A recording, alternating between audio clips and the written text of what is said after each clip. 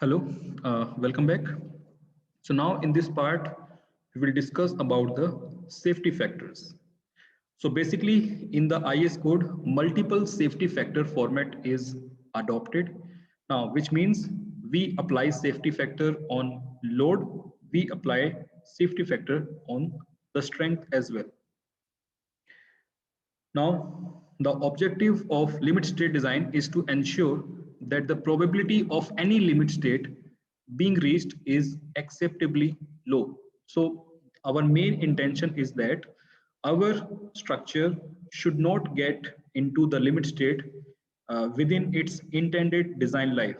So, to avoid that, what we do is we introduce some safety factor. So as it is written here, this is made possible by specifying appropriate multiple safety factor for each limit state. Now, as I said, we generally have two main limit state. One is limit state of collapse. Second one, limit state of serviceability. So we generally apply multiple safety factor for collapse, safety factor for serviceability. So that is why the format is known as multiple safety factor for each limit state. And the limits multiple safety factor format, which is being adopted by our IS code. So this format is actually known as partial safety factor format, which means we apply partial safety factor to the strength and we apply partial safety factor to the load as well. So the concept of partial safety factor, it can be expressed as with this relation. Now here RD means the design strength,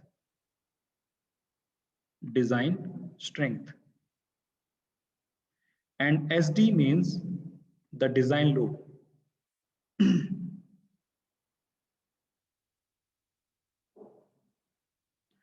So that is the concept of this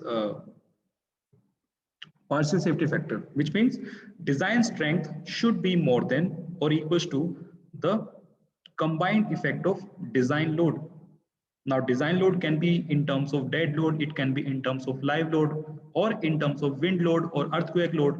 So that is the concept that we are supposed to follow. Now, what is RD? That now I will describe. So here RD, as I said, that this is design strength of material. Basically, design when we are talking about the strength, which means we are actually talking about the strength of material. Design strength of material. So design strength of material. Now here the material that we generally use in reinforced concrete, it is actually the concrete and steel. So the strength of steel and strength of concrete. So in case of design strength, it is actually the fraction of the actual strength of concrete. For example, the strength of, I will now explain here. RD, here RD means strength of concrete can be expressed as with this relation for the concrete. Now here what is FCK? FCK is the 28 days cube strength of concrete. So for example, if I am talking about the M25, in the M25, 25 is the 28 days strength of cube. So in case of M25, the value of FCK will be 25 Newton per mm square. Now, in case of strength of concrete, generally we consider actual strength of concrete as 67% of FCK. So this 25 Newton per mm square, it is actually the strength of cube, but we use concrete in structure. So in the structure, concrete is having less strength because of a phenomena which is called the size effect. Size effect. Now, according to size effect, for example, if I want to show you using the graph, The strength of concrete, here it will be FCK,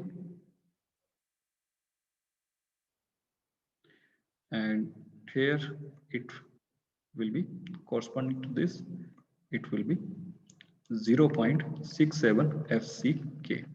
So, and here the size. So for 150 mm cube, generally we use 150 mm cube to check the strength of concrete cubes. So the side of concrete cube is 150 mm, and when we have 150 mm size of concrete, we have the maximum strength of concrete as FCK, which I have represented, say, for example, 25.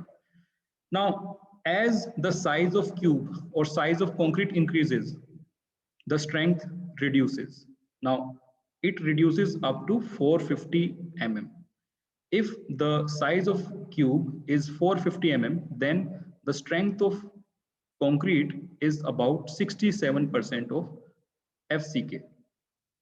Now, beyond 450, this strength is same. So that is why we consider actual strength of concrete as 67% of the strength of cubes.